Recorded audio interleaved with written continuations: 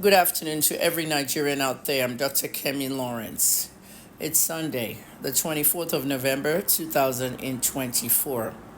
Let's talk about the post I made yesterday about an impending genocide slowly going on in southeast Nigeria and the arrest of Simon Ekpa. I sat down early this morning to read comments and feedback of Nigerians on my posts and my videos. And I was shocked to see that Nigerians were still abusing me, calling me a drug user, and some even calling me a mad woman. I understand Davido called me a drug user and a mad woman in his 2018 tweets, disrespecting me and never apologizing. This is why I'm still very upset about that incident, because it's stuck in the minds of many of you young Nigerians to be calling me that. I'm telling you things that are going on in Nigeria, credible information, and you're calling me say no to drugs in the comments. Somebody needs to go to a psychiatric hospital. Be careful. You might be the next victim in Nigeria. Be very careful. On Simon Ekpa. Simon Ekpa is nothing but a freedom fighter. He wants Biafrans free. What is going on with the Igbos in the southeast? The Igbos are everywhere. They're in the north, south, west, and east. But what is going on in the southeast is what I talked about. There is a slow genocide happening in southeast Nigeria. A plan to annihilate the Igbos from the face of the earth, specifically southeast Nigeria. Imo, Ebonyi, Enugu, Abia, parts of rivers where they're concentrated, and Anambra State. The Southeast governors in the last administrations have not done much. They have been the biggest betrayal to the people there. Many of them left office with tons of money and their future secured for them and their children. There are young Igbo boys inside Port Harcourt prison where I was. I was arrested 3 times. I visited the prison twice, and they called them the IPOB boys. These were young men, 18 to 25, who simply went to a protest, a rally in Onitsha, the Nnamdi Kanu rally, where President Buhari ordered the Nigerian army to go out there and open fire and kill people. Several were killed. There was a massacre during the 2016 rally. A lot of you don't know about the rally, or you just want to turn a deaf ear to it and a blind eye. People died. Only Amnesty International Nigeria are still the only ones talking about it today. Bear in mind, a journalist is a very powerful person. In Ghana, they passed an anti-gay law. It has not been signed by their president. A single journalist went to the Supreme Court of Ghana and filed against the anti-gay law, saying it is hate and that Ghanaians have the right to their sexual orientation. This journalist was not gay or lesbian. The Supreme Court listened to him and they put the bill on hold. The president of Ghana said he wasn't going to sign it because he doesn't want to lose aid to the country. Why am I telling you this? Because as I sit here as one single journalist, I can go to the ICC and file a complaint against the Nigerian government on what happened in 2016 at the IPOB rally. There was genocide, and it's documented. Those they couldn't kill were taken into Black Marias and shipped to Port Harcourt prison. I met many of them there, and I interviewed several of them. I haven't written anything about my prison stay yet, but I've been telling stories. There's a lot you need to know. 18 to 25-year-old young Igbo men lost their livelihoods. They locked them in the prison, no school, no nothing.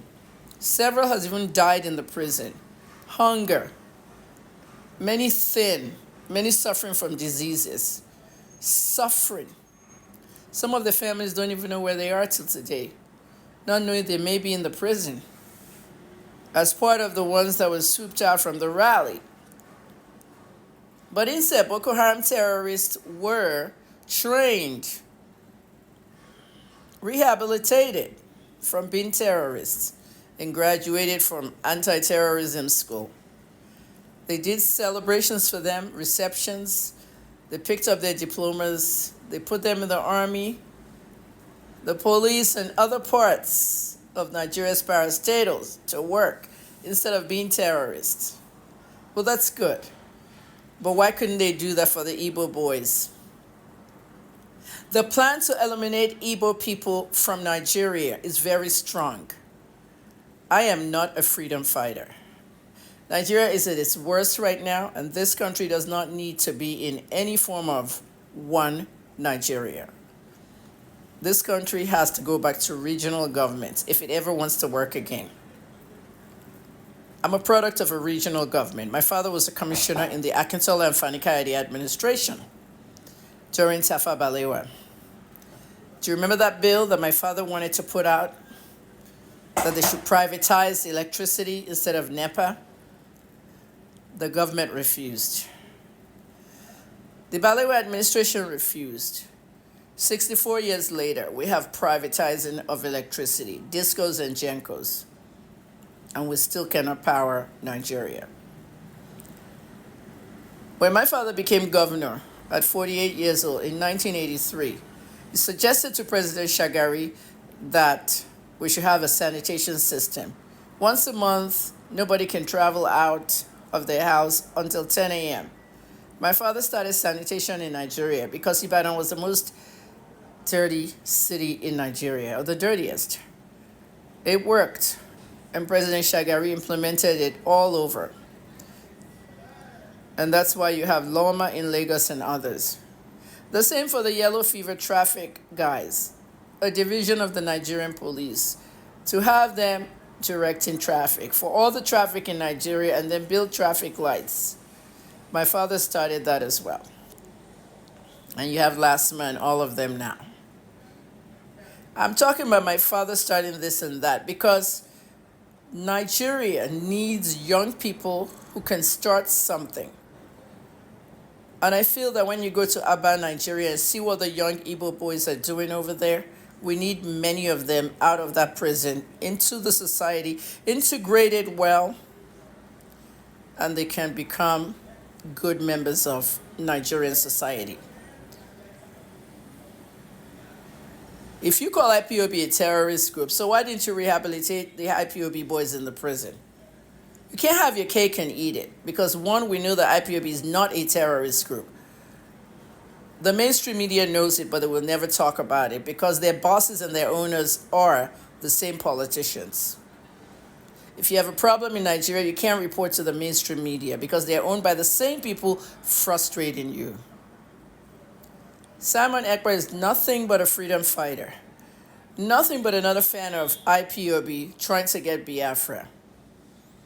Anybody that wants to separate Nigeria now should put all their demands and send it to the right people in the National Assembly rather than just doing things on the streets. And I mean, for those in the Yoruba tribe, my tribe, still saying that sit at home is a bad thing. Sit at home is not a bad thing. The sit at home is a way to protest the continued incarceration of Nnamdi Kanu, violating his human rights and his constitutional rights, forcing him to go to a secret trial without a lawyer.